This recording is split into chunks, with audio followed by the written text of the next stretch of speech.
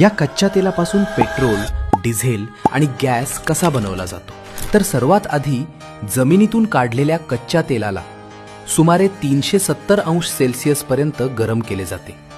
त्यानंतर त्याला एका मोठ्या टॉवरमध्ये टाकले जाते, जिथे उष्णतेमुळे त्याची वाफ होऊन ती वर चढते. वाफ थंड झाल्यावर हलके रेणू वर आणि जड रेणू खाली जमा होत जातात. सर्वात वर आपल्याला पेट्रोलियम गॅस मिळतो, जो LPG सिलेंडरमध्ये भरला जातो. त्याच्या खाली असते गॅसोलीन, ज्याला आपण पेट्रोल म्हणून ओळखतो.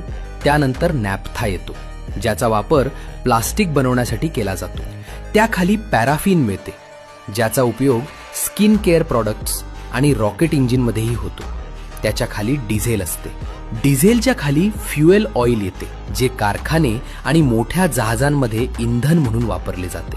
त्यानंतर येते लुब्रिकेटिंग ऑइल, ज्यापासून इंजिन ऑइल बनवले जाते. आणि सर्वात शेवटी उरतो तो बिटुमेन डांबर, ज्याचा वापर रस्ते बनवण्यासाठी केला जातो.